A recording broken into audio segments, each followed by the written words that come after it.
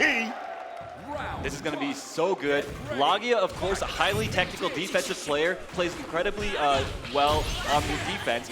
ET, on the other hand, kind of like a guess monster. This guy makes you guess. He makes you guess incorrectly more often than not. He plays a little wild, too. Yeah, ET's main goal is to make you uncomfortable as much as possible, and he's willing to make himself uncomfortable to accomplish that, at least for a couple seconds.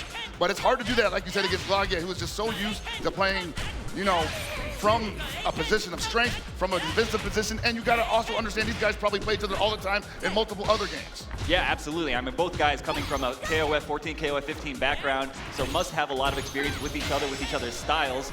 But this is a different game, Cow Pockets. It is indeed, and then right now, it looks like ET might be getting the better. Ooh, as I say that, but the early drop, it is the first game of the evening. These things are likely to happen, unfortunately. Yeah, another unfortunate drop for Laggia. Could have taken it. Nice, finds the command grab, and that's gonna be round 1 to Laggia in this first game of EVO Top 8. I always respect Laggia for being able to hold on to the game plan even after some of the spaghetti falls on the floor. And you see right there, that's a prime example of that. Nice rev guards, but gets thrown. I mean, we're seeing ET go for quite a lot of throws. Nice run under, that was so incredible. And most certainly, and also you gotta remember that both of these characters have air throws, but ET's the only one that's gonna be leaving himself hanging and vulnerable to it with these double jumps. We've gotta be careful that Laggia doesn't start calling him out. Ooh, that was almost the counter hit on timing. That was so unfortunate for Laggia. He's gonna take a lot of damage. He could lose altogether. I think that's a round right there, Aru, yeah. And I want to believe that he wanted the air button there, and it ended up getting it on the ground, and ET hit the rev blow, and it was a counter hit because of that. That's right, that's right. All right, so Laggia now has to make this. Oh, okay, yeah. Finds an empty jump low. Okay, doesn't get that much damage, and gets hit with the reversal wake up super. That's right. That's Hope Tomorrow's only real reversal in that scenario, so you got to be careful whenever he has meter. Wow! Just swinging at him. Yeah, like I said, this man is kind of a wild boy. He loves to press buttons. Most certainly, and he's got one of the best characters in the game to do it. Great buttons on the ground and supreme air mobility. From both these guys, using a lot of, the air JDs, those aren't free, man. They are not at all, but you need to do that if you want to make the top 8 advancing. Oh, made it whiff. Wow. Okay, finds another opening. I can't believe it, Aru. He dropped the first counter hit, gets the second counter hit. Maybe ET might want to calm down a little bit right now. Yeah, I mean, like I said, this guy, he's kind of a masher, right? Like, he likes to press buttons. Yo, I didn't want to say it, but hey, you kind of right on that. You kind of right. But he takes the game anyway. That was such good conditioning from ET. Most of the times that he got the jump in block, he would either go for the throw or go for a rehop.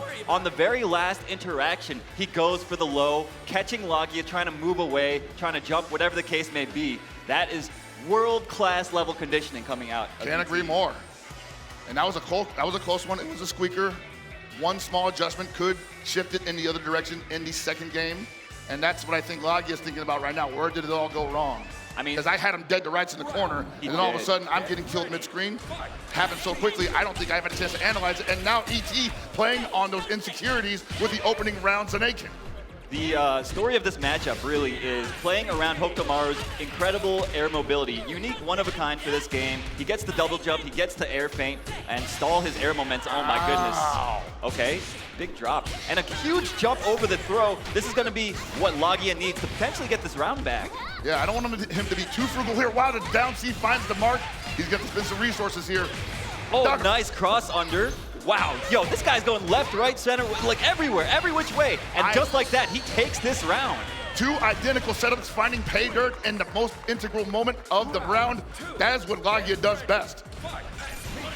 Oh, that could have been a punish, I believe. He could have got an advantage from it. Yeah, and you see ET utilizing that Hokutomaru. Oh my goodness, that was a beautiful guard cancel. That is not easy to do, folks. No, not at all. That's gonna hurt! Wild punish! First one of the evening.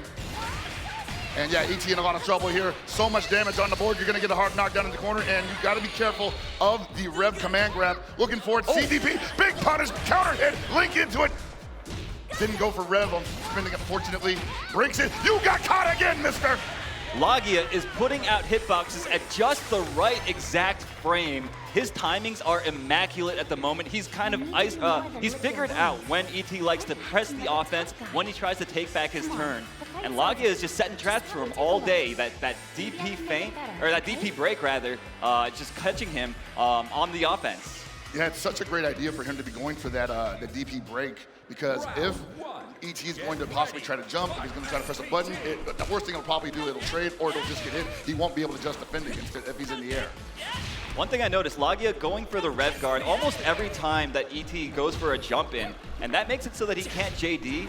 And oh my goodness, hold up, wait a minute, that was an incredible DP. Absolutely psychic with that DP right there. That command grab has been represented. We are seeing this man strike throw ET when it's normally the other way around. Nice wake up DP. All right, remember, this is 1-1. The winner of this will be moving on to the winner's side. The loser of this goes down into the Shark Tank. Ducks the EX Shuriken. Nice rev guard. I mean, Laggia hasn't got much life to play with, but he finds a big hit. This is not going to be enough, but it's going to do so much damage. He gets the hard knockdown because rev arts do hard knockdown either way, but unfortunately didn't get enough damage to really deter ET from just mashing that low B stand. Yeah, Laggia made another bet on timing, doing the DP break there, but ET blocked it and used those plus frames to sneak in some lows to take that last round. Gotta believe that's not how Laggia wanted that round to end. Not just losing it, but just losing it like that necessarily. Absolutely, yeah. I mean, he's making some big reads, and ET seems to have adjusted. You see that big low B from the kid. So far, it's actually deceptive.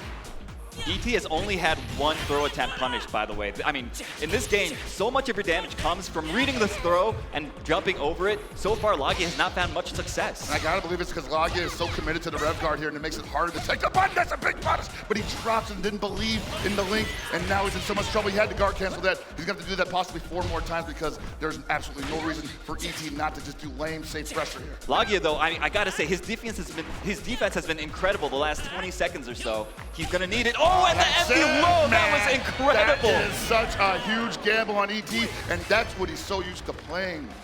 That is so the play. That is so an ET play. It is, it is. He recognized Laggia was on the back foot. He was trying to defend, look for his opportunities in a very patient manner, and he really just preyed on that kind of like that slowness. He was like, listen, I'm gonna subvert your expectations. I'm gonna look like I'm gonna go high, and then I'm just gonna go low. Yeah, and I imagine for Laggia, that's probably one of the more annoying player matches. Obviously, another one of those characters that just forces you to play maximum City of the Wolves defensively. And speaking of those two characters, we have got Goichi and KojiKOG up on the stage. They're setting up. I think they're done with the button check. We've got Kine versus Billy. This is going to be an incredible matchup, I'm sure. Both these guys have been grinding so hard. They both want this so much. Kine, obviously, an offensive powerhouse. He sets up these orbs on the screen whenever he gets knockdowns. And basically puts you into extended pressure. It's really difficult to know when it's your turn. And this should be a pretty significant match because this, I believe, is something that we could have seen at CEO 2025, but we did not because Goichi took that one off. All right, finds the auto combo starter, gets the hard knockdown, sets up the orbs. What have we got? Goes for the overhead, and it's still his turn. Nice jump over the throw from KojiKOG. And that's something that you're going to see probably pretty early on. Usually the throw is represented pretty often by the Kines as part of the mix routine. Oh, nice dash under. That was beautifully done. Catching the jump, landing recovery, and KojiKOG, it's his turn. He's in the driver's seat. What in the world? That was such incredible movement. I think at that point he thought maybe I can get a jump B, but he might have been too low to the ground for it to activate, so he just ended up getting a landing punch instead. Wow, what are you swinging at? Staying in the corner. Nice anti-air, though, from KojiKOG. That is not easy to react to, y'all. Not at all. And you see Goichi getting pushed out of the corner, and this is not where he wants to be as Kine because Billy can definitely just play this range. Take a couple of hits from that extended hurt. Wow, he's trying to challenge the Panzer. That was OD.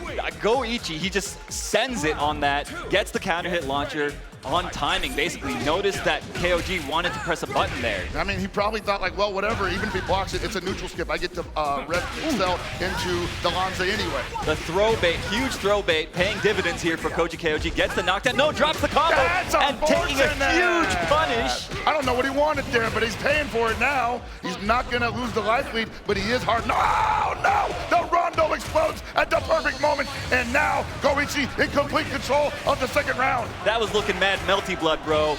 Oh my God!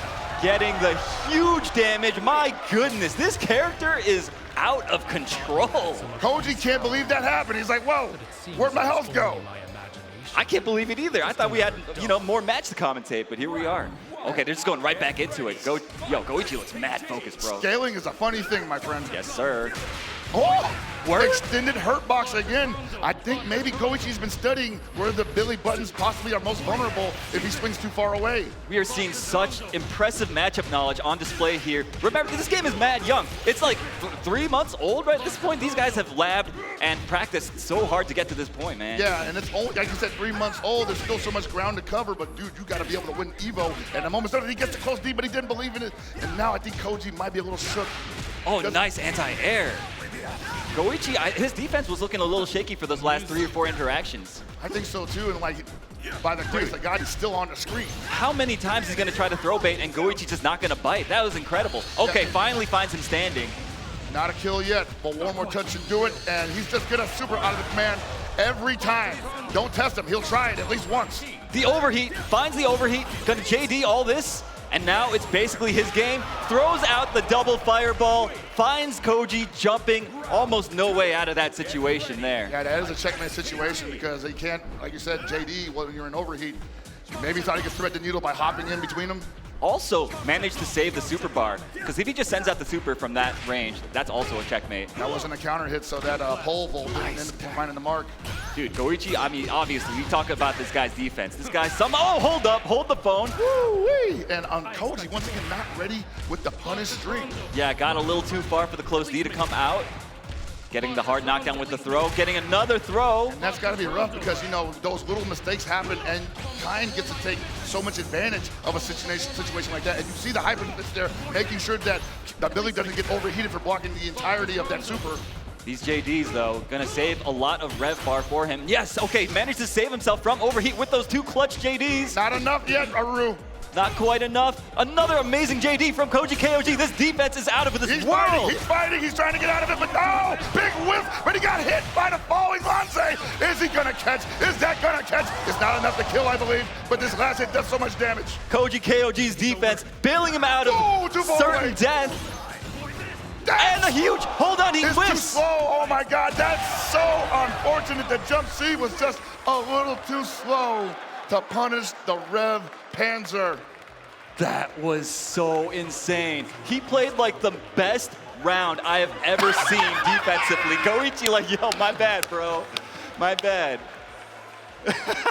Oh my God, bro. I feel it for both of them, honestly. Oh my Lord. KOG, always a character. Very emotive guy, this one. Yo, he played like, I get it, man. Yo, I feel it. Dude.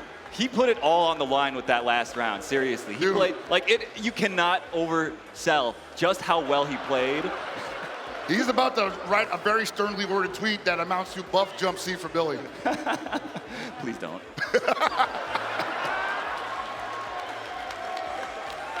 All right. Good sportsmanship. I mean, both these guys, of course, have known each other for a long time. Yeah, dude, he had you, right? Should have had. That would have been such a sick comeback if he came back from that ridiculous situation. Oh, but man. you know what? Goichi is just that good. Kubo Gaming's Poongko, you see his path. Obviously, many fewer names on his path. That means he didn't lose quite as early as Xian did. So he had a bit of an easier path, if you can call it that. I mean, you look at these names: Kindevu, E.T., Xiaohai, Koopa. Xiaohai. Can we talk about that a bit? Yeah, I feel like that definitely deserves some attention. Xiaohai not being in top 8 is partially due to Poongko putting him in losers. Yeah, I mean, it's half Poongko's fault that he's not in here. You know, sorry to all the Xiaohai fans out there, but you guys have a chance to see him again later tonight. Most certainly. In a different game, a different video game. But that's a story for later. Right now, we're going right into Poongko versus Xian. Gato versus Gato. Losers round 1. Loser of this goes home. And it's pretty much going to be, I feel, a meaty setup fest. And we've been seeing Poongko absolutely immaculate with these guard cancels the entire weekend. I wonder if Xian can match that energy. Yeah, so of course both these players playing the same character, but you'll notice Xian, he likes to go for the command grab quite frequently, more so than compared to Poongko. Whereas Poongko, he is the DP master. This man reversals in the craziest places, sometimes to his detriment, but most of the time to his benefit. I'll say that a lot of other top players in CLTW have actually been inspired by Poongko, at least when it comes to defensive positions from Wake Up. There's a great DP from Poongko right there to save himself from the overheat. Yeah, man, a lot of people have just been swinging wild on. Wow, he tried to down C at the worst possible time and ended up eating a wild punish jump B. Yeah, Poongko putting on the aggression, finding the right time to re-hop. He's Gonna try to play this neutral now. Both these guys just want to be real close in each other's faces. So who's gonna be the one that presses the buttons better? Who's gonna be the one that mixes it up better? Nice, finds the counter hit. Doesn't get the combo afterwards though. But you know what? Xian is still on the back foot almost the entire game so far. Yeah, you feel like that Xian's never really been in control of this at all. And Poongko's basically just been knocked down only to be given the opportunity to wake up DP him. And now he just hasn't been touched at all. Wow, big overhead in the corner. And I think that's gonna be the round. It sure is. Poongko with the perfect to take the first game over Xian, winning the first match of this Gato mirror. You were talking about how Xian likes to use a command grab to open up opponents because that is one of, I mean, if not the best option that Gato would have to utilize that when an opponent is blocking everything expertly. But he didn't even get a chance to represent it. No, not at all. He's almost Gato's a character that's got almost a full suite of mix-ups. He's got strike throw, he's got high-low, and obviously you're going to see both these players represent both those options. Whenever they get a chance like this, Poongko, okay, playing that neutral. Xian has a big opportunity here, putting on the pressure right now. And that's where he likes to go for the command grab when he's finally corners his opponent and he can't walk back any further, but he was unable to hold the position because of that well-placed guard cancel. That's right. Yo, that was an incredible movement. Great use of the ref guard to block both sides. Nice. Yo, the DPs from Poongko are just out of control. What in the world? I was like, he was thinking about it, and Xian had already backdashed, and he was thinking like, whatever, man. Dude, Poongko's guard cancels are so good. He uses the guard cancel stop in a way that I've not seen any other Gato really, truly successfully replicate to the level that Poongko has. And that's risky, but it is probably the safest guard cancel he has because it is a top two, and it puts him in a block position naturally. All right, Xian finds a huge hit. I mean, this feels like kind of the first hit of consequence that he's actually gotten. I would say so, most significant, and blocks the overhead but doesn't have a response for it. Oh my gosh, and just run up mid, catches Xian, trying to do something. Poongko now in the driver's seat, but Xian now in SPG range. Gotta be careful he doesn't have a way to challenge that SPG. Okay. Catches the counter hit on timing. That was actually so clutch for him. I think he wanted a guard cancel there, and that's why he threw it out. He's actually managing to slow this down a little bit more and making Poongko not play the game he wants to play anymore. The game plan is not going to deviate from Poongko, and that's always how he plays it. But I think Xian recognizing that, saying, okay, let's pump the brakes a little bit. Xian successfully baiting the reversal. Nice guard cancel reversal from Poongko. Dude, Poongko's guard cancels have been out of control this set, man. And I think that's one of the X factors that he has in his favor. Not a lot of people are utilizing guard cancel that way. A big drop on the slide. Unfortunate for Poongko. Big damage opportunity gone to waste. Xian now has another chance, but another guard cancel from Poongko. Stepping on his J's. Nice air to air. Dude, Poongko looking in full control at the moment, man. And like you said, it's not easy to do that, but not only is it not easy to do that, but that guard cancel technically isn't even a safe option because there's no invulnerability on it. Dude, that anti-air after the stomp, Poongko's just in Xian's mind, had an opportunity, but yeah, and there it goes. Poongko making quick work of Xian, sending him back home, back to Singapore, but that was an incredible, incredible showing from both players, a great run. You know, Xian, of course, should be proud of what he's done, but Poongko going to be moving on in the winner or in the loser's side of this top 8. Yeah, and you can tell he's feeling it right now. Both of those guys have been all over the world in the last 3 months. And I know a lot of the guys in this top 8 have been all over the world in the last 3 months, sometimes twice a month, just to qualify for Esports World Cup or SWC. And now they're here at EVO, putting it all on the line for everybody here in attendance and everybody at home watching this.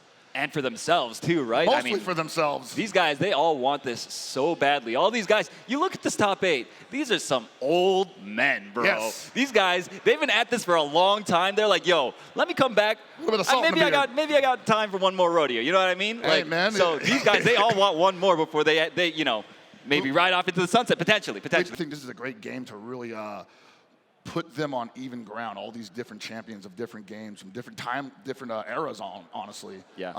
I've been saying since the game came out, I think this is, since there isn't really like an endemic Fatal Fury champion community or anything, top players, if you will, everyone here is new into the pool, and I think this is the perfect game to decide, are you a good fighting game player or not, you know? That's right. I think like just raw skill. Yeah, clearly these guys are all phenomenal fighting game players, and we did receive word that Fenritti is indeed in the winner's side of the Blaze Blue Central Fiction bracket. So, I mean, does that surprise anyone that knows ball? No, not really. Not at all. But, honestly, I'm just surprised that he has time for both right now because this has been a busy weekend. It has for a lot of these players, too. A lot of these guys, multi-game specialists, able to play and place well in a lot of different games. So it's been pretty stressful, honestly, seeing these guys run back and forth. I'm stressed for them, you know what I mean? Most certainly, man. And I think Kubo probably the only person on stage right now that didn't have to go all over the globe. The last time we saw him, he was getting 5th at EVO Japan. And then he went, as far as I can tell, dormant until this weekend, where he's now fighting for the advancement in the loser side of top 8. So pretty consistent. Pretty consistent indeed. This guy, whenever he shows up to a tournament, he places highly, and he's got a long, tall mountain ahead of him to climb. Fenritti, one of the guys that I think really stands out in people's minds when it comes to who do you think is going to win an event of this caliber. Right. Yeah. Fenritti is always a name that's up there. Name up there. Goichi's always a name up there, but I've seen Kubo in a couple of those conversations as well. So maybe, quote unquote, surprise us. I don't know. Either way, it's time to get it on. Yeah, Are y'all ready? This is the last of the first round top 8 matches. Yeah, loser of this does go home. A lot on the line here. Can you comprehend that? Of course, the SWC spot on the line as well for the winner of this event, right? There's already a couple qualifiers in here, so may not have to necessarily win the tournament to get that, but you know you want to anyway. Of course. Finds the hard knockdown, does Fenritti. Gonna put on the pressure. You see that orb extending the pressure sequence, these plus frames going crazy. Kubo finally finds an opening. And I like the way that Fenritti backed up from there, because he knew that Kubo was like, you're gonna jump out of here, you're probably gonna double jump, I'm gonna be waiting for you, your trajectory is not gonna carry you over my head. Yeah, that's the thing about Hook Tomorrow is the fact that on defense, oh my goodness, and just like that, Fenritti finds the hits that he needs.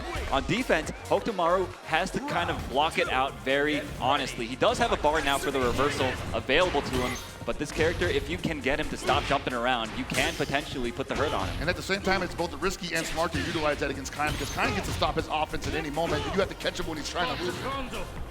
All right, putting out the orb. And yeah, you see Kubo just trying to make space, and now trying to engage on his own terms, like I said before. This is Hook Tomorrow's game plan right here. That's a pretty big hit, and he's got, well, he had Fenritti on the ropes for a second, but Fenritti finding the backdash into the Panzer, and that is one of the things you just have to do sometimes. The reversal rev flow. A beautiful throw from Fenritti gets the party started, and once more we see Kubo in the corner. And wow, what a beautiful punish on the landing frames, timed perfectly, and just like that, Fenritti is going to take game 1? The scaling's a little too much, but you're not too far off. There it is, chips him out. That was basically a very textbook kind round. Like this guy, he just sets the traps, he extends the pressure, he hits you until you crack, and then he cashes out for incredible amounts of damage. What's interesting though is that usually a lot of kinds are so aggressive that they don't want to give you that space, especially if you're Hoku, to like jump out. But you saw Fenritti just like measuring, backing up, because he knew that Kubo knows where the windows are, doesn't want to give him an opportunity for a reversal. And you see once again, you see the strike throw, very nice double JD into guard cancel. That is not easy to do, takes a lot of game knowledge. Oh, that's a big whiff punish right there. And you see these hard knockdowns repeatedly, putting him in bad situations, but Kubo finds the cross-up, gets a big combo here, goes for the hard knockdown with the double rev blow ender, builds a lot of bar as a result, but he keeps getting his jumps punished as he lands. Fenrich's timings are immaculate. He has to be careful of all that over jumping. That is absolutely what's like dispelling curtains at this point from. He's getting hit on the way down. Oh my gosh, a huge jump but no punish. Went for the jump deed. Unfortunately, does not have a cross-up hitbox on it. Dude, look at him. He's just hunting him down. For the guard break. God, what in the world? Kubo was trying to play so evasively, but Fenritti just found him at every turn. Gotta respect Fenritti not for going for a Panzer neutral skip at the beginning of the round. Probably expecting Kubo to jump out of it. Yeah, finds the hard knockdown with this combo. Kubo gonna put on the pressure here, finally in the driver's seat, but just like that gets, okay. And he gets out of the corner with that. Yeah, you see like Kubo just unable to really get anything super heavy started, but he's still also somewhat in control of this round. Fenritti not really able to nail, well, wasn't able to nail him down up until that Lance, and now Kubo in a lot of trouble. Yeah, a little too short for the punish, luckily for Kubo. Fenrich's neutral is just too clean. He is not letting Kubo, look at that! He's not letting Kubo get away with any jump. He's punishing the the landing frames every single time, it feels like. And that's a scary thing though, have to face against, because that means you just can't block anything. And just like that, Fenritti moving on 2-0, not allowing Kubo to get away with the movement that we so attribute to Hokutomaru, that we so often complain about, at least myself personally. I hate trying to catch that little cockroach, right? So, but yeah, I mean, Fenritti just makes it look so easy, bro. I mean, he's seen so many different scenarios as we've already probably all had, but he's able to apply the pressure while taking all those scenarios into account. Combo breaker, right after Goichi qualifies for everything, winning that with the Marco. Everybody online was playing Marco. That was very annoying. That was, yeah, that was definitely not my favorite time of the year. But at the same time, you know, I've been very impressed with how much this game has not necessarily changed, but evolved as far as like people's opinions about characters and how to approach the game. Yeah. And we've got SWC going down October 31st in Atlanta, Georgia, where we get another chance to possibly see it evolve once more. It is certainly possible. I am looking forward to it. I'm really curious to get my hands on Ken, right, and see if he shakes things up a bit. I'm really jealous of you guys at home right now because I would be, you know, chomping at the bit to try him out myself. Oh yeah, no, I think what's it, 5 p.m. Yeah, something like that. We're probably still going to be in the arena. Yeah, probably. But maybe not if these players have anything to say about it. Poongko, of course, wants to make short work of Koji right off the bat. The guard cancel stomp. Dude, the way this guy's been using guard cancel stomp, please keep note of this. It is honestly so inspiring. Yeah, that's something that only he can do. It forces the launch, but he's got to be careful with that. I was going to say it forces the launch scenario, which is pretty important for Gato's offense, and also great for just interrupting the opponent's, you know, damage strings. But I got to say, Koji, we saw him earlier. He's got to be wanting that one back. He wants another shot at Goichi, even if win or lose. He just wants to be back in the situation, and now Poongko has to circumvent that monster. Yeah, man, finds a big wild punish on the errant up pole, getting a big combo, gets the hard knockdown as well with the Rev Ender. What you're seeing right now is something that Poongko has to do because he cannot outrange the Billy by any stretch of the imagination. Which means if he gets up close with him, if he gets that corner position, he can't let it go easy. Oh, that's exactly why. A little bit too far for that guard cancel. That was a beautiful sequence. Finds a DP anyway. This man is a nut. That's a great example of what I was just talking about. Wow, it didn't block the string entirely. This man, I want to believe in myself the way that this man believes in himself. Using the 6B, catching KojiKOG out of the air, sniffing out the fact that he wanted to jump out of the corner. I tell you right now, KojiKOG gonna possibly be a little gun shy on defense here, probably not gonna pull the trigger on some decisions he needs to make, and that's gonna be great for Poongko as he takes the corner position. And gets the hard knockdown, putting on the pressure is Poongko right now. Oh no, anti-air. The low B from downtown. From downtown, indeed. Punishing the palm clean. It's pretty rare to see that. And now Koji on the attack, but unable to hold on to the pressure. That rev gauge is getting attacked, though. Almost at my goodness. Are you seeing this movement, Hell Pockets? Yeah, that's crazy, man. It's hard to blockable. All right, doesn't build enough bar for the level 2. The level 2 would have sealed the deal, but this is all but his. Yes, finds the jab on timing. And that's the one thing that Poongko can do. If he can't outrange your character, he's going to outmaneuver the character. Yeah, dude, his offense is looking unstoppable at the moment. And you see KojiKOG, he's like, look, I'm tired of playing defense. I'm going to take the fight to you this time. Oh my God, the backdash? That was so beautifully spaced. From a rarely represented sweep from Billy, how did he know? Okay, soft knockdown here. Still manages to press the issue, does Poongko. Okay, gets punished. He was still back turned at the end of that, so yeah, that was a free punish. Wow, he just does not want to hold any pressure whatsoever. Absolutely not. He says, whatever, man.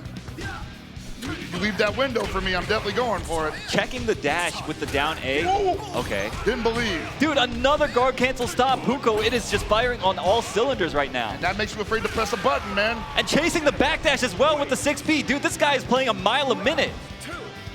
Like, imagine not being able to press a button as Billy Kane against Gato. Because you're afraid of the guard cancel stomp. Yeah, that's not a world I want to live in. Oh! That is crazy. He didn't have enough time to recover and block that. Maybe went for an anti-air. It just didn't have time to start up. Had to do that. Finally finds a good answer on defense, but it did cost him. But oh my God, yo, Poongko just does not care. I told you, if there's a window, he's jumping through it. Great JDs from KojiKOG, keep him in the game. And you see his rev meter is looking so dangerous right now. Finds another hard knockdown, does Poongko. Poongko basically one mix-up away from moving on. And once again, Koji sniffing out the over-aggression from Poongko, but that's his last reversal. Flailing each other out. Nice JD. Finds the counter hit. This should be it. Poongko Poongko with the most masterful play, moving on over Japan's KojiKOG. Koji fought valiantly, but Poongko smelling blood in the water early on into that matchup, not letting go of his leg, teeth burying into his kneecaps, ripping him apart, bro. He possibly just didn't think like he had to represent it that early on into the day, but obviously this is top 8. You got to do it when you have to do it. If you got him, pull him out. Yeah, you got to bring your A game, and these guys, it seems like they are ready. They're about to go into it. We're going to have a Hotaru versus Kine matchup. And it's so funny to see Hotaru being kind of like the hero character in this top 8, where it used to be back in, the Hotaru era. She was the terror. Yeah, she was the terror. But, Laggia playing pretty honestly like a nerfed Hotaru and doing so well with her. Yeah, it doesn't matter to him. The game plan he wanted did not get touched. Right. So yeah, he just wants to play solid the entire time. But it's going to be super demanding to play that way against Fenritti, who's also been playing super solid and playing a character as terrifying as Kine. Okay, finds a big backdash, punishing the throw attempt. Okay, we're going to go for a hard knockdown here. Push him to the corner, I say. No, go for the soft knockdown. Trying to see if he'll roll past him. And Laggia seeing possibly that Fenritti would not take the corner very easily. That might be predictable later on. Fenrich's movement, the way that he's moving around, making people jump ins whip, hold of that thought. We see Laggia opening him up with a big mid, gonna be enough, taking the first round. That's pretty big, Elru, because honestly, that was a pretty textbook string from Kine that got stuffed by the C from Hotaru, and I'm not sure Fenritti wants to try that again. Okay, finds the reversal there, and a great anti-air from Fenritti. And dude, look at Mr. Optimal here, setting up the sequence. Bro is ABC, always be charging. Oh my gosh. Dude, how do you convert? Okay, I was gonna say, if you converted off of that. Incredible pickup. Oh, man, wild punish. Laggia on the attack, pushing to the other side of the wall. Laggia's movement as well, his timings, when he has a feel for when Fenritti wants to do stuff, using that ridiculous air rev blow though. Yeah, I think he probably wanted to catch the kind of swinging a button out there, and the overheat is in effect. I don't think it's enough to kill. No, it's not. And Laggia probably going for the backdash there. Yeah, it looked like it. It looked like it. Fenritti manages to stay alive, evening up the round count, but he has no bar to work with. Meanwhile, Laggia is about to build one. There it is, building a little extra bar with that JD. Oh my lord, the raw panzer in his face, dude. Why not? It's plus on block, baby. Exactly. It's a neutral script at any range, honestly. Yeah, that's how it feels. Charging down. Okay, finds the hits, gets the hard knockdown. Yet again, we're going to see this situation over and over. It's called set play, ladies and gentlemen. What are you reaching for, he says. It's still my turn. Okay. Swing at him. Big whiff on the ball, super. What does Laggia do here? He eats guard a guard cancel. He runs up. Go see. Are you crazy? No, that was obviously so calculated, finding the hard knockdown.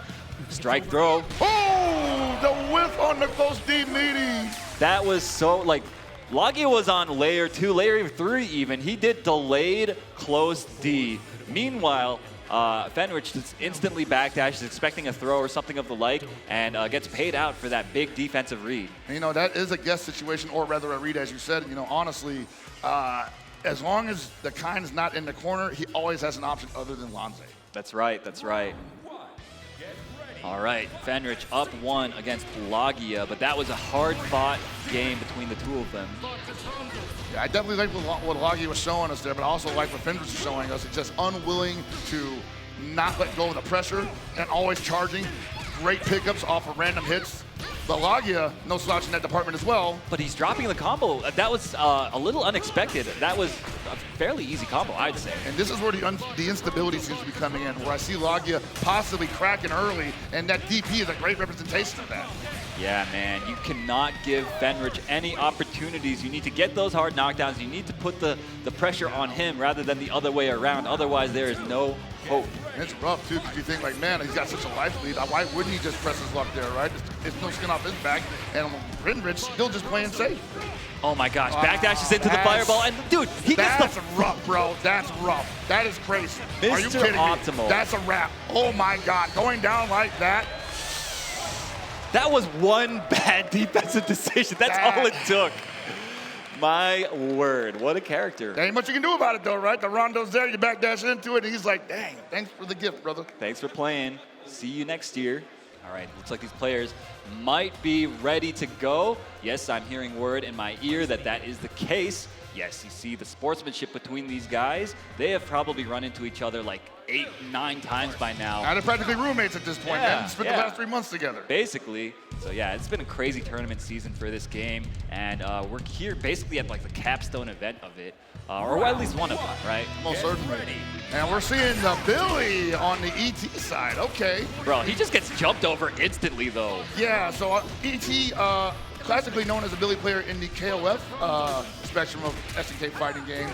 Hadn't seen him pick him up in the early days of COTW.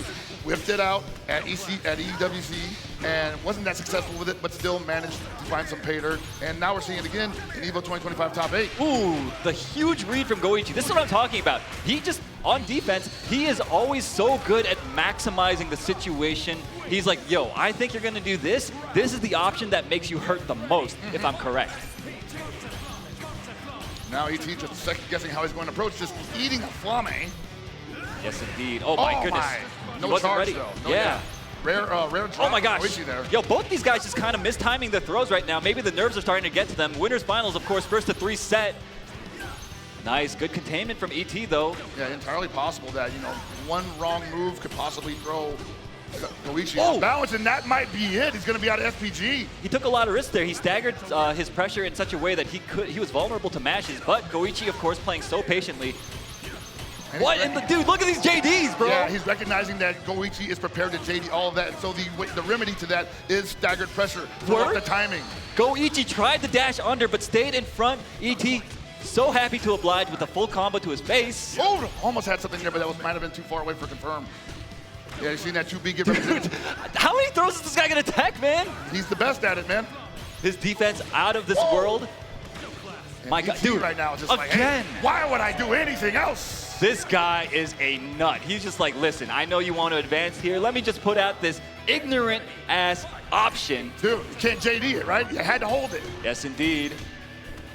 And you're seeing now ET totally altering the way he's approaching because he sees the JD's on Goichi's side. He says, you know what? JD this throw. Dude, look at the way he's structuring his offense. He's leaving so many gaps. Goichi is still refusing to just mash on defense, though, is the thing. And Goichi's like, bro, did you steal that from me? Did you steal this pattern? This cadence? Dude, look at how patient he's playing. That's on my defense. cadence. Okay. That's my cadence, bro. He doesn't get the air JDs. Unfortunate break for him. Back in the corner. Okay, forced to spend the super. Oh, he tried to go for the hyper defense there. He pressed the button. No, he did not. That's going to be big damage for Goichi. Has a big chance to steal this round and this game. Gets a big hard knockdown, a setup, double orb setup. Looking for the throw. No, goes for the close C. And finds the hit. Goichi weathering the storm somehow. It looked like he was not in control at all that entire round, but somehow he finds the one hit that he needed, gets the one knockdown, and converts that situation into pay dirt. And the question is, does ET stick with the Billy here? I liked what I saw there, but does he like the way that ended? I think it's too early. Yes. Do not give up on the Billy yet. Yeah, no, the Billy was looking pretty good.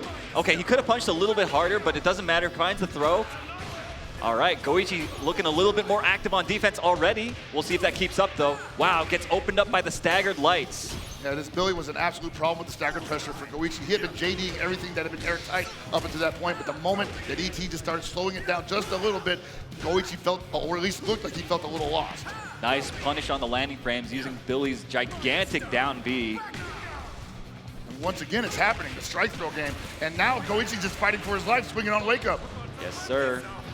Okay, nice. Blocks the melting blood setup, as I like to call it. Oh, no! Gets opened up. One more opportunity. Nice backdash, gets thrown. Still Billy one more chance. Billy has the bar, and he doesn't utilize it on the dash up A. No, sir. He chooses to mash instead. Not the worst option to go for there, but Goichi was so ready. What a read on that diagonal. That's gonna hurt. Goichi ready with the optimal punish. You always want to dash under it. And even with this, I don't see ET possibly switching to Hokutomaru if he drops this game to Goichi. But it's early for that. I just want to point out that ET mashed again on Wake Up, bro. This man is a masher, man. But he is the best But at we it. always knew that. Oh, we've always known that. And you guys at home are starting to see it. Oh my goodness, a big punish once more. He could die. Oh, hold up. Goichi drops? Drop. Hold on a second there. That's not plus, I believe. Another hard knockdown, but a great Oh backdash. my What? God. The movement, so unpredictable. Nice guard cancel from Goichi, and that should do it for the round. 2-0 for Goichi. Goichi is looking like he has downloaded ET's kind of off-rhythm Billy play already. It was so fast for him to make these adjustments. ET's going to have to think long and hard about what he's going to do from this juncture. Look, I'm not up there. No. ET's up there. ET's up there. I say stick with the Billy. I don't think the Hoku's going to take you anywhere that the Billy R didn't take you. I mean, the Hoku brought him all the way here, though, is the thing, right? I feel like the Billy was not working out. I feel like you just go Hoku at this point. Well, he agrees with you on that one. And what do I know? Like I said, I'm here. He's over there. Hopefully it works out for him. But I think that Goichi is so used to fighting Hope Tomorrows right now that it's just, you may not be able to confuse it. It could be. It could be. You may not be able to do the one thing that Hoku was designed to do to everybody in the cast. I just think ET's Billy just wasn't up to snuff. The way he was moving around even, he wasn't really like using the wave dash stuff that we see everybody use. Sure. Like it was looking a little raw. Maybe I'm looking too rosy sunglasses about that first round. Yeah, maybe. Oh my goodness. Boy, here we go. Open up. See, the one thing he didn't want to happen is just like get turned up by this Goichi kind. That was a great by guard using his cancel, main. I'm loving, I mean, he's so clearly focused in this matchup. He's played it so much. I really like the decision making already coming out from ET, and it's looking a lot better. And one thing you do got to do, you got to give him credit for going what's comfortable, right? He's obviously more comfortable with the Hoku here than the Billy, but I don't think he can run that same stagger pressure. Yeah! Dude, Goichi's so ready. He's like, yo, you can't steal turns on me, my guy. I'm Goichi. Not like that, brother. Nice. Okay. Don't jump on me, I got a bar. Oh, nice. Oh my Lord, the empty jump B into the super. Okay, ET, I see you. Stealing it away. That looked mad KOF, bro. Absolutely. Like using the whiff jump in to misdirect. One of the classics. Yep. All right, he's gonna block it out. Very nice. Good guarding so far from ET, and a great challenge with that 5B. That 5B has great range on it, and it's pretty fast on top of that. Oh boy, and it's not fast enough to circumvent that string from you always see from every kind, and now you're stuck in the corner. Yeah, you have the guard cancels and Aiken, but look how expensive that is. It is so expensive. Finds the hit though. This is gonna help quite a bit. Already down to 80% overheat. One throw. He's usually been doubling up the throws in this situation. Nice. I'm loving the pressure sequence though from ET. Mixing it up, and a great challenge with the 5A. This is looking so good already. How does he open up here? Oh no, that's it, maybe. That's a wrap. That round is over, and he was so close to closing it out, but that overheat scenario absolutely just made him, his hands were tied. Yeah, man, there was so little that he could do. For sure. Resource. Oh my goodness, that was the deepest cross-up I have ever seen. Dude, Goichi finding just the right moment to mash out. Yeah, those auto combos on block are not nice if you stagger. Whoa! Oh my goodness. How does everyone get hit by everything there, man? You end up flinching and it's just gonna blow up in the perfect time! It's like a jump scare, man. It is. Oh, and that should do it. Finds the counter hit down C, and that's all she wrote. Goichi moving on into the winner's side of the grand finals, finding himself once again one step away from being the champion on one of our biggest stages. I feel like they would put it all on the line in one of these big events, right? I would agree at a big event, sure, but in between them. Sure. The only people that I know that would expose that are the ones that are creating content around that put it on YouTube, like those Shanghai concept matches. Poongko sometimes doing that. Yeah. Sometimes you see ET and ZJZ and Laggia and M-Dash and all those guys playing each other on Shanghai streams. Speaking of playing each other, though, these guys are finally about to go at it. We've got Gato, Poongko's Gato, going up against Fenrich's Kind. Let me hear y'all. I'm ready. Yeah, that's a nice one. That was a good one. That feels pretty good. I've never done that before. And already Fenrich has gotten started. Poongko on the ropes. How are you going to get out of it, brother? Oh, my goodness. You're on your back against Kind, the worst position to be in. Here it goes, man. That's the vortex, the blender, as it were. Great patience from Poongko, and finds a way out. Okay, great JD. And the stagger pressure is preventing the opportunity for the guard cancel. The counter hit flash kick out of nowhere, hitting Poongko on timing, and Fenritti taking round 1 in dominant fashion. Oh man, talk about trigger happy. Paid for it dearly.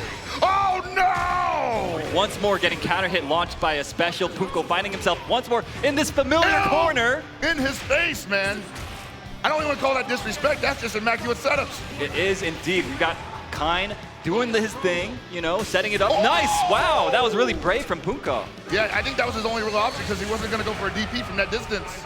Yeah, but Fenritti altering his wake-up timing and just mashing the jab, making Poongko mistime his meaty, and that is why he found that hit there and managed to take that first game in such dominant fashion, man. It's important that you bring that up because, man, there's so many different ways to alter your timing, and this game is based all around being able to correctly time your opponent's attack so that you can take advantage with a JD guard cancel. Agreed, yeah. And that's why it's so dangerous to try to mount offense on people that are soft knocked down. They can choose to roll forward or backwards, either a short distance or a long distance, and depending on which one they choose, it alters the actual timing that they wake up, and it can actually make you mess up.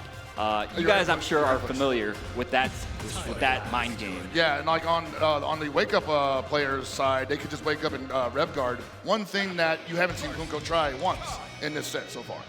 No, I think he's feeling a little miserly with his meter, which I don't blame him for. He said, "I need it for damage, bro." Oh yeah, he does, because he does. He like absolutely Gato needs that. Yeah, man. All right, we got the Gato stage. Poongko on his last tournament life. This is all it comes down to for him. There, he's like, get away from me. And he just bets it all on that DP. As we say that he wasn't hitting that rev guard, he knew he had to do it because he can't let that kind get too close. Oh my gosh, and once more finds himself in the corner. How do you get out? You don't, apparently. Says you cannot advance, you cannot pass go. Stop swinging, big boy. This offense is so oppressive. Fenritti, one more touch is all he needs here to take this first round. Oh, big. Nobody, he jump TP. Okay, great block from Fenritti. That's huge. Gets the counter hit. No, but he can still go for a guard break here. Oh, that's big. Kill him. Kill this man. Don't let him do that to you like you had that. I'm not being biased here, but I want Poongko to do it for himself. He earned this, and he still has guard break on deck. There it is! And the crowd erupting for Poongko.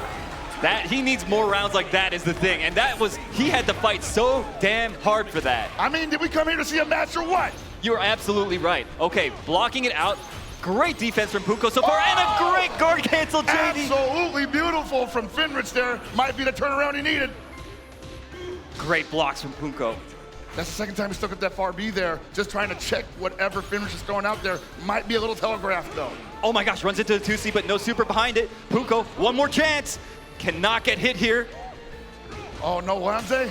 Jumps out, gets hit. That's the round. That should be the round. Fenritti on set point. Will he move on into the losers finals? We are one round away from seeing that question answered.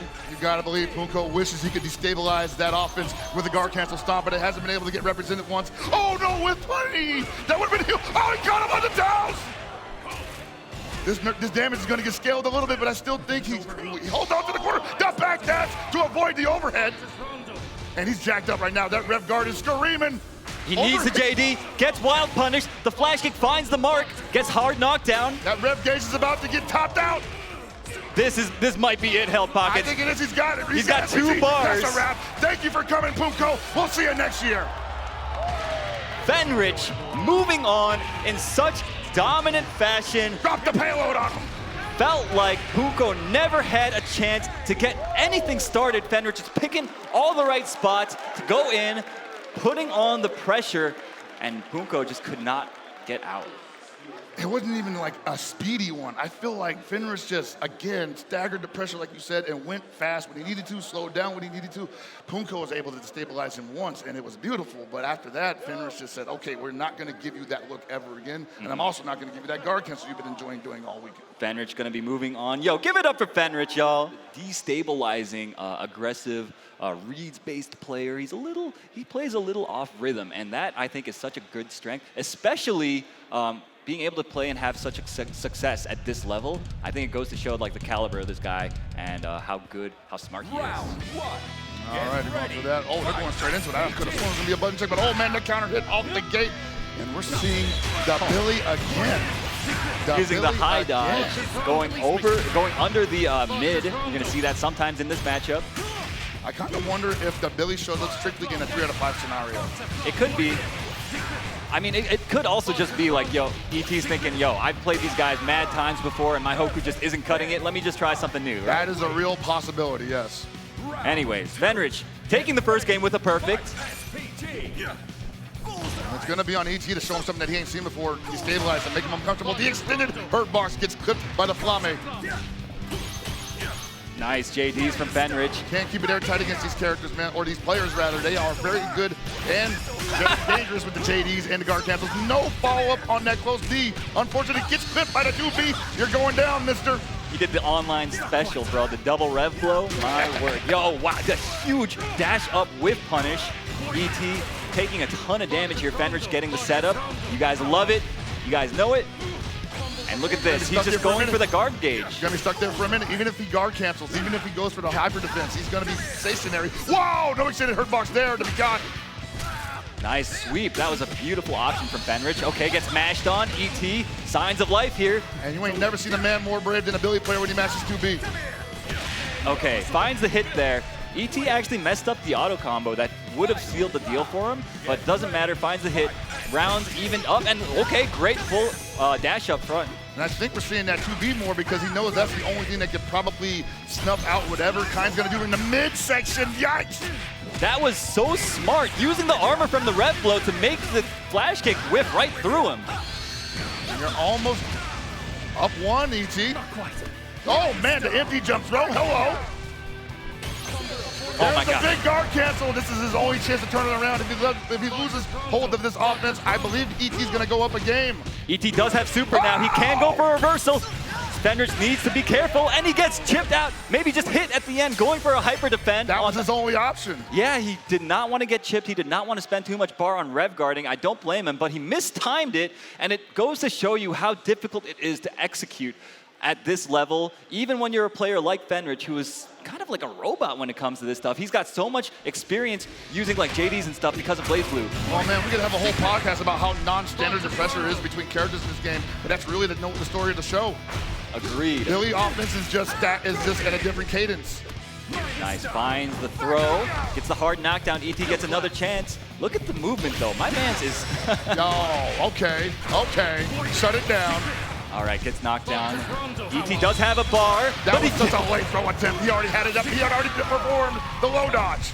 Fenritti opening him up with the beautiful overhead going over the throw attempt. Wow. That I want to say that that's a bad look for ET because that shows that he's kind of twitchy on throw text right now. That could be played against him. Wow. Finds the combo here into the setup that we all know and love. Oh my God, why were you swing? That's the second time he did that. This guy likes to mash, bro. With Billy? Yeah, that's the Masher's character, bro.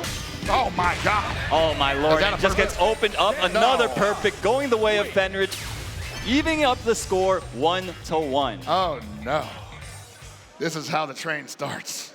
But yeah, I mean, Billy has some of the best buttons in the game. That down B of his reaches so far, a low, he can chain it into other stuff. All his lights, it feels like, combo into each other from any range. So I mean, if you're a mashy guy, you pick Billy, bro. What's the speed on that startup? Like 5 frames? 5 frames, baby. Oh, okay. It's fast as hell. Hey.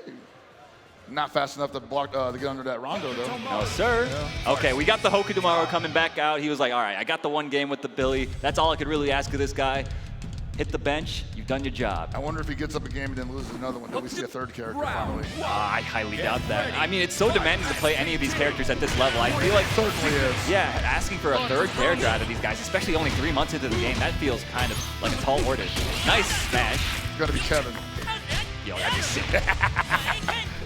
Oh my gosh. Early on the throw, but hey, what the heck kind of response was that? I'm not sure. Both these guys kind of making some mistakes here. Going for a throw break.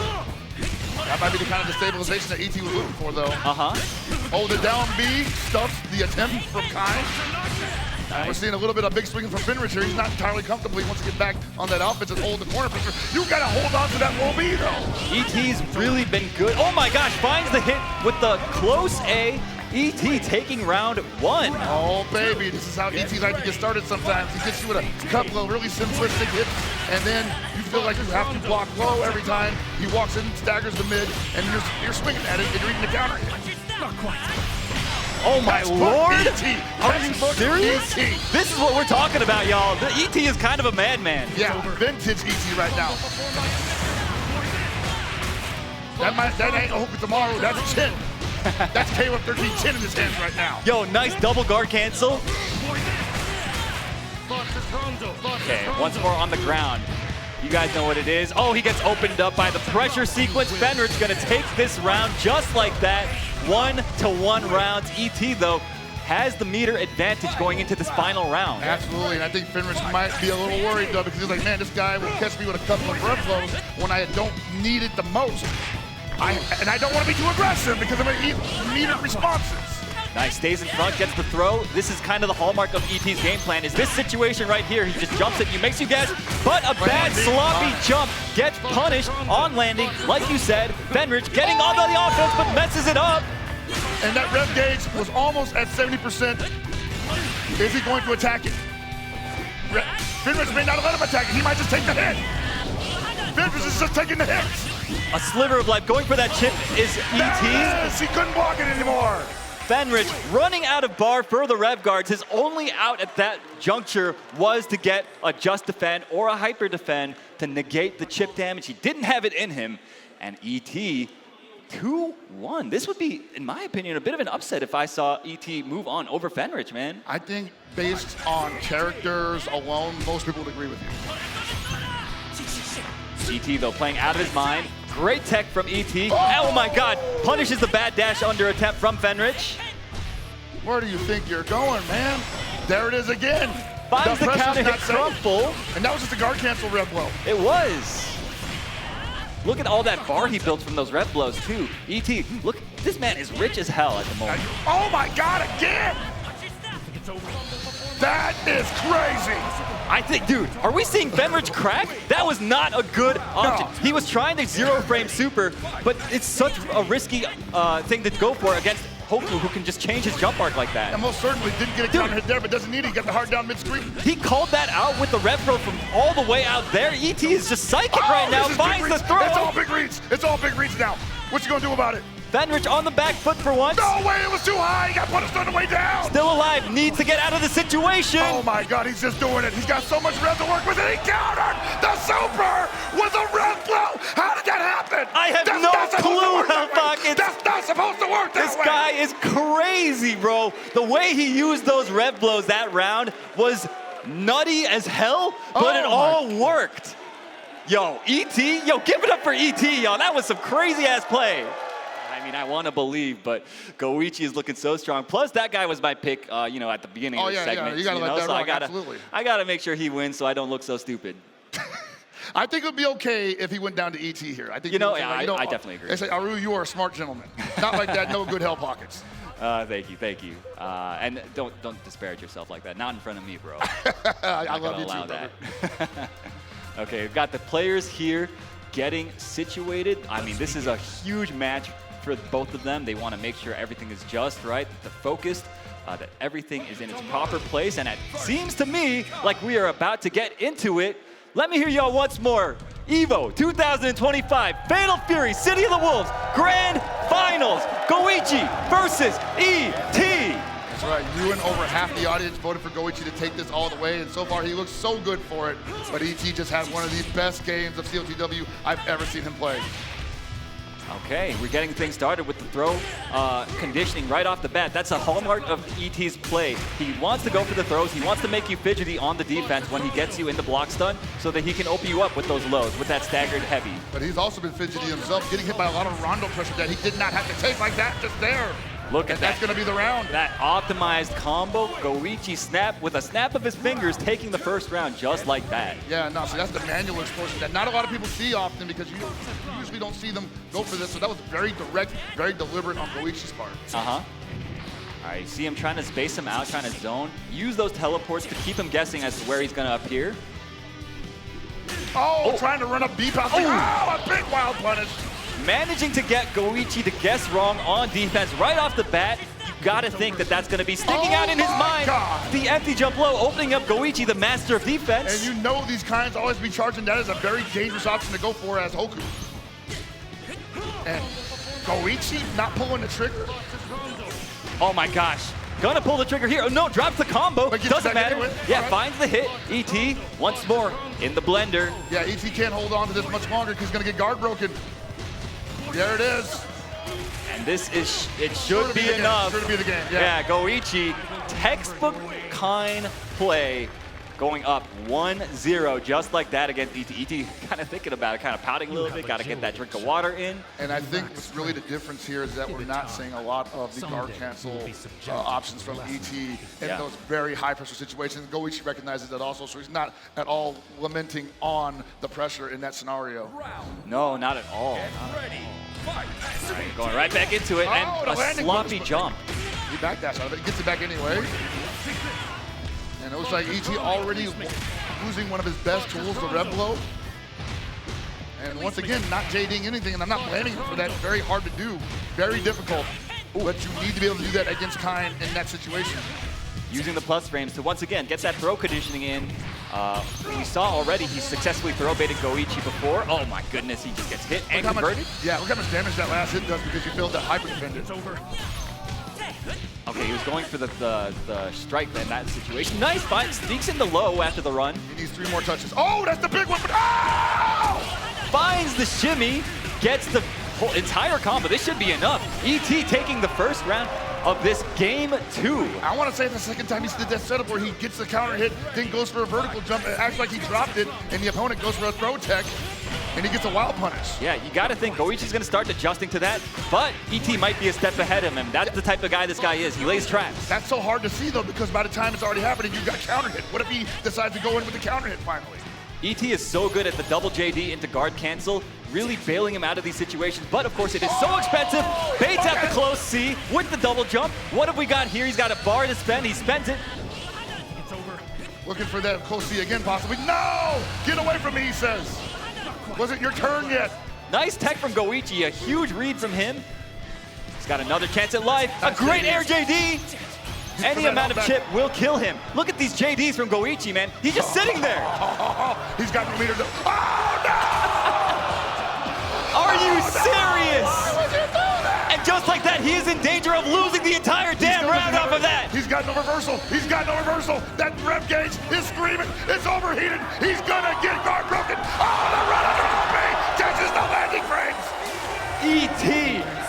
Almost got humiliated. What a psycho! This guy. What a psycho! You see, I love the personality on display from both of these guys, just in the way that they play the dang video game, man. I love it. God. Oh, they went back to character select. They both needed a breather, I guess. I need a breather myself, man. Holy crap. Wait, oh, boy. Are you serious? Goichi famously shelving this character, Marco Rodriguez. Yo, let me hear y'all crowd. I want to see this. Y'all at home want to see this. Where you at? Hey, yo, Bar. This is about to be so insane. Hoku tomorrow famously doesn't have great reversal options. Marco, the 50-50 dispenser, the high-low dispenser, the strike-throw dispenser, cashing out so well when you guess incorrectly. Let's see if he still got it. If he gets that knockdown, it ain't that difficult. How did he know? He reacted instantly, bro. Gets the hard knockdown. Where are we going? High or low? Low. What a block. What a block. Did he react, though? No. There's no such thing as reacting. Oh, my God. Goichi didn't react to the emphasis of low. Great double JD. Okay, takes the plus frames and once again goes for the throw. Goichi with the wake-up DP. Dude, converting. Turn it into a statue here, man.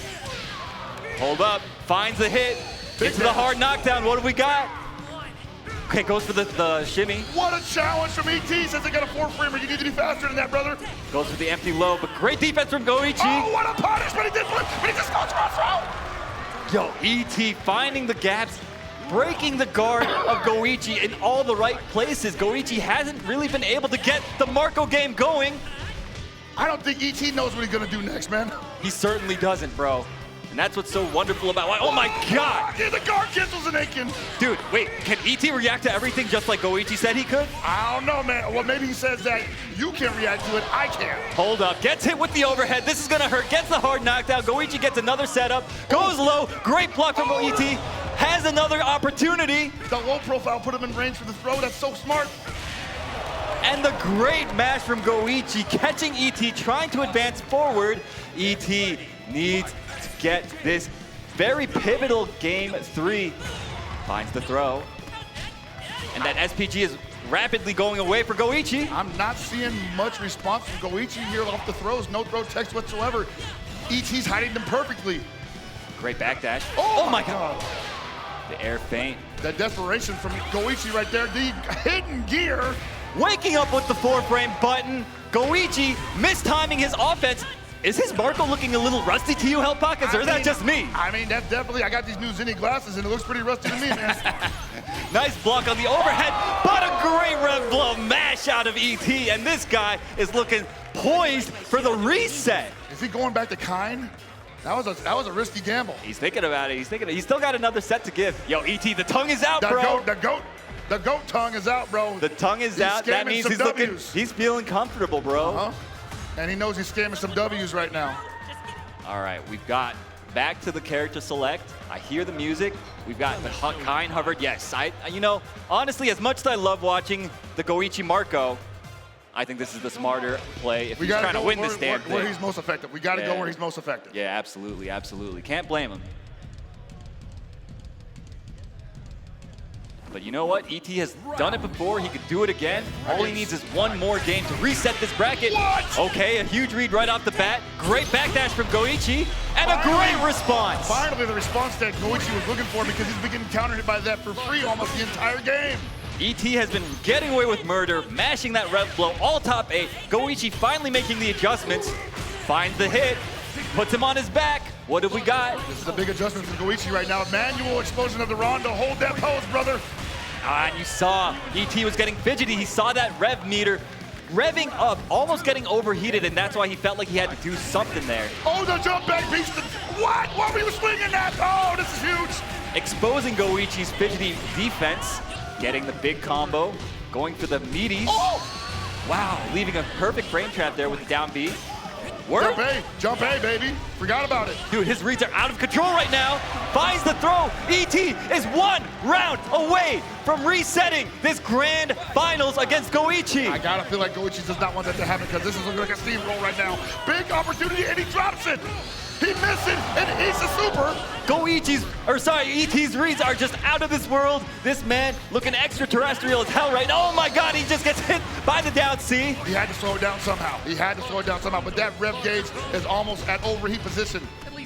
Gets thrown, knocked down once again. This situation sucks. Absolutely it does, but that throw is saving Goichi's life right now. Great guard cancel, gets him out. His turn now once more.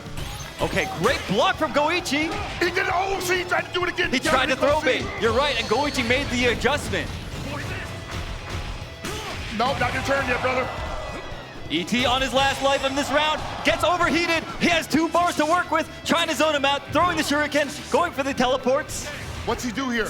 He's got a couple blocks to his name. Does he do it? Does he get it? He got it! He's got the life lead, but there's 26 seconds left. It's too long to try to scum him out, and he has no rev kick. The teleport drop kick! The teleport drop kick! Sips out the guy! Are you kidding me? We've got a bracket reset on our hands. ET against Goichi. This is not how I had it going down. What the hell is going on, I man? have no damn clue, Hell Pockets. This is insane. These Zinni glasses ain't working, bro. How did Goichi get hit by the most layer 1 ass thing? Just raw teleport? That's all he needed to not get hit by. It's a Wednesday night. CLTW just came out on April 37th, and your buddy just figured out that Hoku Tomorrow's teleport tracks, and you can't block it for your life. That's what that looked like to me. My goodness, even at this level, the pressure gets to even a guy like Goichi, who's been on a stage like this so many times in the past. Yo, we got another shot of the Red Bull cheering section there, as it were. They gotta be having a great time. You believe that, right? Yeah, best seats in the house, right? So. You know, some of the best of us can get caught by the easiest approaches at the worst possible time. It's the story, the oldest story in the FGC, honestly. Getting hit by the you-know-what. Yeah, you got to execute at 100% at all times, especially if you're playing at this level. And even just a momentary lapse in your reactions is enough to get you exposed like that. Yeah, most certainly. And I would not at all detract from Goichi's ability as a player. It's just, what do they call it, mental stack? Sometimes you revert back to the first layer, and the other guy is so high up there thinking about, like, man, what if he just didn't do that? Yeah, they're already thinking on like layer 5, layer 6, right? And then the other guy just does like the most obvious thing, and you just get hit by it, you know? ET lizard brain. That's what happens. Yo, ET though, the way that he plays, he gets people out of their comfort zone, and we're seeing that even in a player like Goichi. All right, going back into it. Bracket reset, grand finals of EVO 2025, Fatal Fury 2025. Let me hear y'all, crowd. This is crazy. This is wild, because I don't think Goichi feels that comfortable yet. I don't think Goichi has found that comfort. He got hit by the whiff bait again, the throw bait. Okay, great JDs this time. Blocks the low as well and punishes. He's so ready. Look at how much that punish hurts.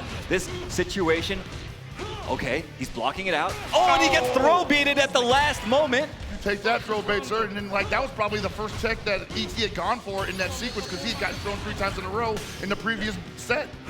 Great anti-air from ET, gets him out of the situation. Goichi on his back now. All right, deep jump D rather, but nothing behind that from Goichi. Oh my God, a huge hop C. He has to make this count. I'm not used to seeing Goichi playing from a position of position of the backdash into anti-air, yeah. Recognizing the gap. Absolutely baited, absolutely baited. And Goichi is 1 round away from going down 1-0 in the reset bracket. Oh my goodness. Okay, goes Can't even get crazy rev blow, man. Oh my God, again, the double JD into guard cancel. Oh, big opportunity. Huge jump over the shuriken. Take him out of SPG, there you go. No longer has to worry about the red blow masher. Whoa. Hitting the shuriken. That's crazy. The animation didn't even come out. Right. Oh, great dash under. Goichi's got to be careful. We've already seen the high dodge counter catch him for jumping a couple times now, but it doesn't matter there. Beautiful JDs, keeping him out of overheat. Oh, the Rondo interrupts the super, and that rev gauge is gone. Yeah, ET now in overheat. We've seen him in this situation before, but he's fighting out of it so expertly at the moment. He can still build meter too. But he's going for the guard break setup. It's gonna happen. And he gets the optimal follow-up to jump up C, but no meter for the full damage. Man, what a challenge. That setup is cheap, bro. Yeah. It is cheap. Yeah, and gets the guard break. Guaranteed. Goichi just cleaning up very easily afterwards. And now we're down to the final round of this first game in the bracket reset. Rev teleport to throw. The level 1 stuff is still working in the reset. That's not a good sign for Goichi. Goichi out of the SPG now, gets hard knockdown. Great blocks. Great block on the overhead as well. But ET, never mind, almost steal the turn. Love it. Still going to be an SPG. Oh, maybe not. He still is. Oh, he's out now, but still, man. And in overheat now as well. Possibly looking for the guard break, but he jumped. He full jumped the super reversal. Oh, he drops the combo a little bit too far for it. Pushed himself too far out. ET has another chance at life and using it to full effect. A great reversal. He's getting greedy, but at the same time, that's the last reversal for Help with Tomorrow. Oh, and just that like that, Goichi. The scaling is crazy, but he still got it. Finding the hit, taking the first game in the reset, rallying after what looked like a dangerous situation for him. You have agility, child. Oh, baby, the audience is alive. Oh, yeah. I think Goichi might have some fans in this audience, man. Yo, Goichi fans, let me hear y'all.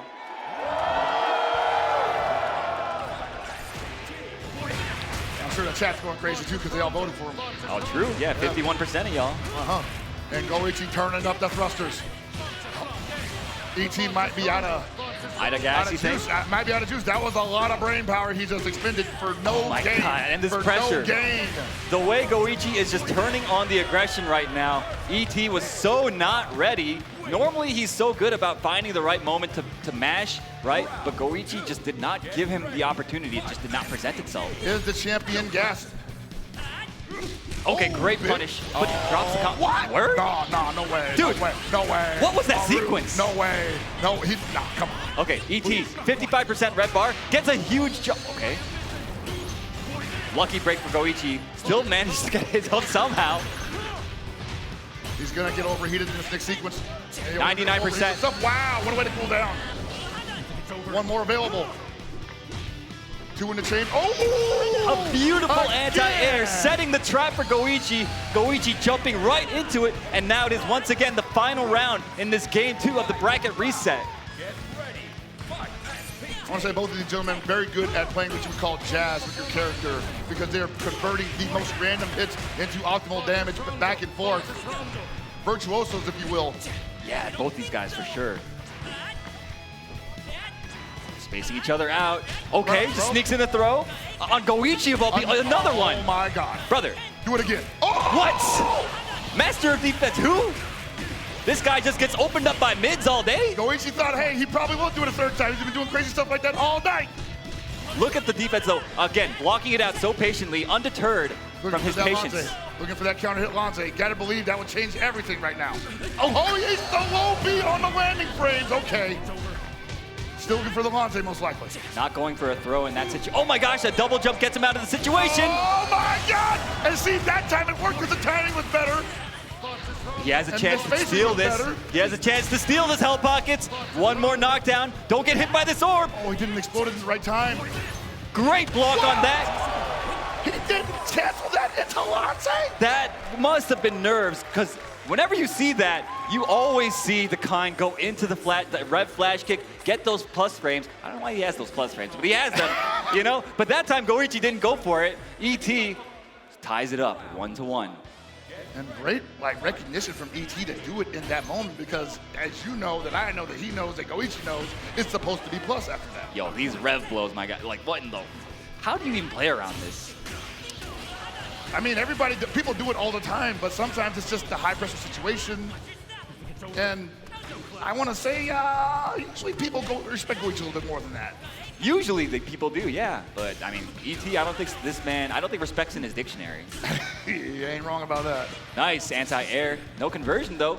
Finds a hard knockdown. Oh, beats the guard cancel attempt. And actually could have killed him. Not sure what happened there. ET's suddenly the one slowing things down here. Oh, and he just my sneaks God, in a run forward throw, low. Goichi falling apart, bro. Dude, tell me about it. ET's movement has been so hard to track, even for a player like Goichi, man. How is this happening? I don't think this was on anybody's bingo card. And he just gets hit by that? Bruh, everything's coming up ET right now. And sometimes it be like that. Not able to get it confirmed because that was too high. And Goichi overjumps the super again. This is going to be a big opportunity. He goes for the Rondo interruption. This combo was sick. That's crazy. He's making up for the last time when he dropped it when he was doing the punish. I didn't even know how to call that, honestly. All right, ET out of the corner, Ooh, finds the very punish on the landing. Goichi's jumps, I've got to say, have been a little wild, but a lot of that is because of ET's movement. It's been so hard to call out. And he's been committing to the jump D as well, which has led to a high dodge counter that leads to pretty big damage for Hope Tomorrow in that scenario. Nice guard cancel on that string. Oh my God, how did he block that? I have no clue. Another amazing block on the cross under. He's willing to take that rev gauge heat up. Dude, it's so tense. Next touch could win for either player. Great blocks from ET. He's about to get burned out. Oh my goodness, and he just gets hit. Yeah, he was trying to just end it at any moment, but still a round apiece. They will both live to fight another day here. Yo, Goichi, man. He's fighting for his life right now. It's rare to see that, right? Yeah, it feels like it's usually him in the driver's seat. ET now getting tossed left and right. Wakes up with the super, get blocked, brother. Wow. Yo, you didn't lab that, my guy? Yo, eat another super. Eat another super, why don't you? Yeah, it's punishable when he said, hey, you didn't punish it? All right. They even nerfed it too in the latest patch, Yeah, but you know what? exactly. It's hard, these pressure situations. They get to anybody. Yo, the high dodge going over the 2C mash. ET at 82%, has to be careful. That's exactly how you use those high dodges on the ground against mids, man. Probably will beat it every time. Yo, finally gets the hyper defense there. Trying to keep himself out of overheat. No dice. Oh, big cross up from Goichi. He needs to hold on to this pressure, push to the corner. Rondos are set up. And look at his guard gauge just evaporate. Yeah, he doesn't want to get hit. If he gets hit here, he's going to take full damage, and there it is. Oh! What the back dash? Are you kidding me? He messed up the feint, but it doesn't matter. Goichi finds the hit anyway. ET letting him just run away with it, and now Goichi once again in spitting distance of taking the EVO championship for Fatal Fury.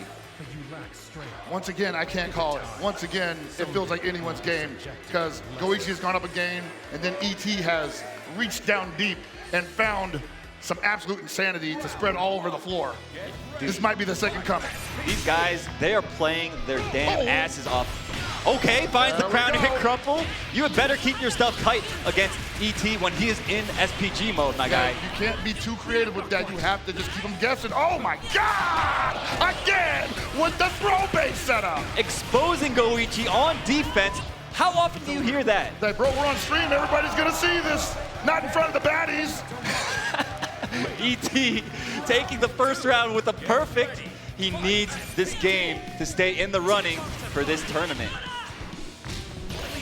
All right, you had to shut it down one way or the other, but still, he's in SPG. That red glow is on deck. Oh, you just got punished for that, but nothing behind it. Oh, word? Oh, a big drop from Goichi's side. The nerves are definitely getting to. Oh my God! ET's crazy playstyle has got Goichi successfully off kilter. He has like, I don't even know if he's even possible to calm this man ET down. Huge tech, finds the low, doesn't convert. He's doing so many actions. Oh my God, finds another low on the bad jump from Goichi. Goichi is jumping in spots that you normally see him jumping in. Goichi's nervous. What a counter hit! Doesn't go for a full combo though. ET has another chance at life. He needs this. Wow, the guard cancel takes the round! And ET ties it up. It is 2-2 in the grand finals reset of Fatal Fury. My goodness, I could not have asked for it to go any better than this. Hell of a year one, Maru. Hell of a year one indeed. Crowd, let me hear y'all. Final game of the tournament. And Goichi's starting this one out strong. Goichi's starting this one out super strong. Almost like the way he started out in top 8. Yo, the guard cancel. Yo, that was crazy. The dash under. What? ET getting thrown left and right again. One more touch is gonna do it. Wow, he challenged that, looking for the hybrid defense most likely. Goichi now 1 round away from being crowned your EVO champion for Fatal Fury City of the Wolves. And I want to say somehow Goichi just found his feet all over again. Looks so much more confident, but then again, ET can turn it on at any moment as well. Yeah, speaking of finding feet, ET is just so good at finding the lows. Goichi, brave flash kick out, and a great punish on the landing frames. He's got him on his back once more, Hell Pockets. In this situation, it is awful. Rondos are out, they're exploding, you're getting thrown. There's only one more sequence you can take, ET. What are you gonna do about it? Counter hits a naked. Guard cancel finds a way. Jump D, just the front side. He's got meter, this is enough. We're going to the final round of the final game. ET, 1 round away now as well. Double Ricci, as the players like to say. It certainly is. Yo, Goichi though, spends the ball right off the bat. You know he's feeling the pressure. And one mistake. Oh, he can't. Oh, he got the punish. He was just close enough for the 5-frame punish. Oh my God, he gets hit by the orb. No meter though. Damn, that orb is fat. ET has one more opportunity. One more opportunity. He has to make the most of that. He has to make the most of that. The guard cancels are out of control for ET. The gimmick finds the throw. The rev gauge, he's looking for the throw tech again. Wanted to do that meaty close D. How does he pull himself off from that distance? Oh my God, the chase down from Goichi. He's gonna get overheated. He's gonna get overheated. Is a guard break coming? No, he challenges the guard break string. He has 1 bar left to keep himself alive, and it's gonna come down to when he uses it. What does he do here? Will Goichi bait or will he not? Will he bait or will he not? He's gonna put himself in the string, but Goichi will not loop the pressure. He knows it's coming. He knows it's coming, but the sweep is too slow. Anything could happen. 29% left on this overheat. ET fighting for his damn life. Very unlikely that ET does not get touched in this situation. But he's about to get cooled down, but he hits a volley to close out EVO 2025. Goichi is your champion. And the crowd erupting for Goichi. Once again, showing that he is the best Fatal Fury City of the Wolves player in the world at this moment. From EWC all the way in Riyadh, all the way to Las Vegas, one desert to another, this guy is unstoppable. Damn near untouchable, man. I have almost never seen anything like it, except in other games that he's played. Gentlemen, that right there is what the fighting game community is all about. Please make some noise for your top. Hey! Oh my goodness. That grand finals was insane. That said, we need to, of course, make sure we congratulate all of our players and give them their medals. First and foremost, Xian.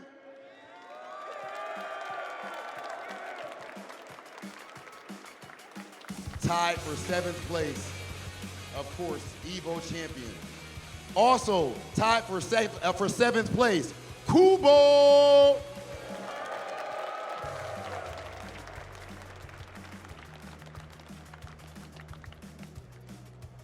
Tied for 5th place, KojiKOG.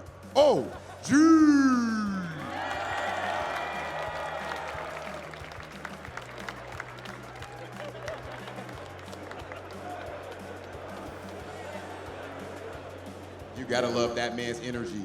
Also tied for 5th place, Laggia.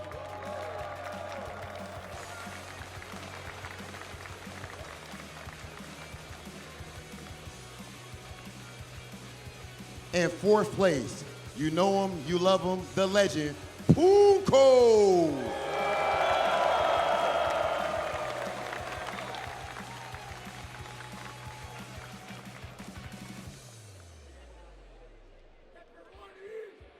And in 3rd place, who I like to call the prodigy, Fenritti.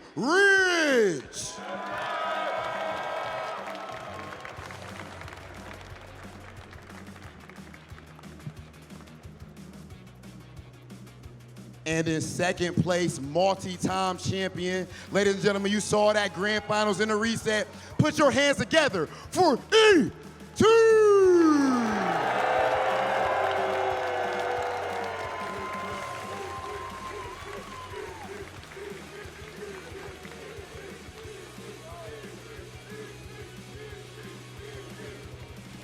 And finally, with excellence being his constant situation, back to back to back. We just seen him win EWC, and now he is here as your Evo champion. Ladies and gentlemen, the one, the only, KojiKOG!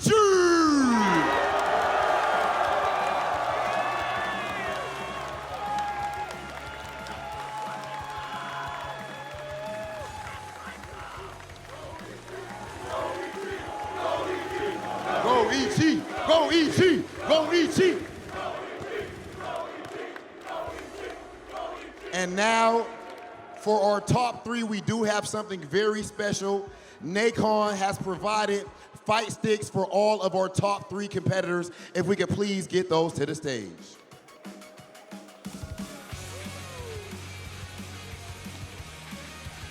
Yes, sir, ladies and gentlemen. Thank you so much to Nacon, and congratulations to our top 3 competitors.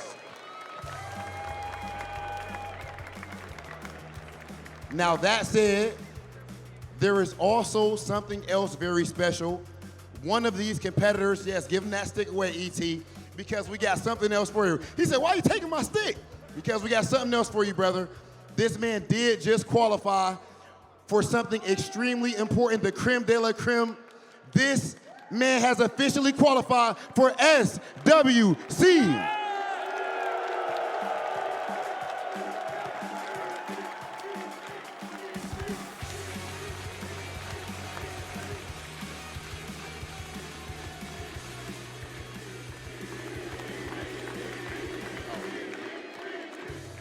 Gotta love the ET chants. That said, congratulations to our top 8. But go Ichi, can I please get you center stage for an interview, brother? Absolutely needed. That said, Big Hollywood has not been working on his Japanese lately. So we definitely are gonna have our translator. Okay, go Ichi. We've actually at this point seen you win EWC. Now you come here and you win Evo. Simply put, how do you do it?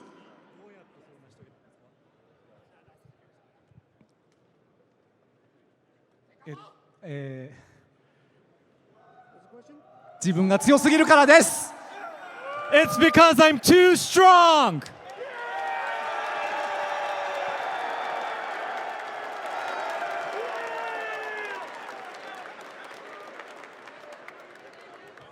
The character switch to Marco in grand finals was extremely shocking. We saw the entire crowd get hyped about it.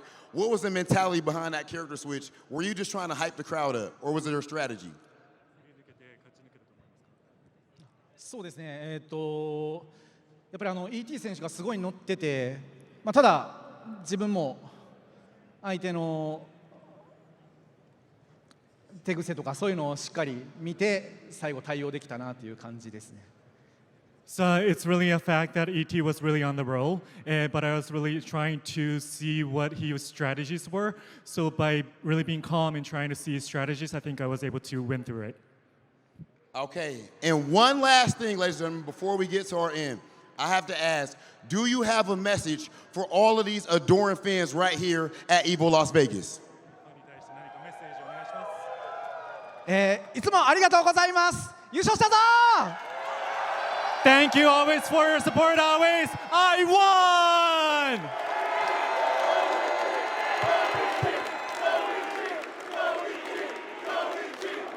Can we please have Chris Lee bring out his trophy? Of course, my man does get his medal. Go Ichi, not yet, brother, not yet. We got one more thing for you. Let me back up. The aura is too strong. The aura is too much right now. Ladies and gentlemen, one more time for your champion, Go Ichi!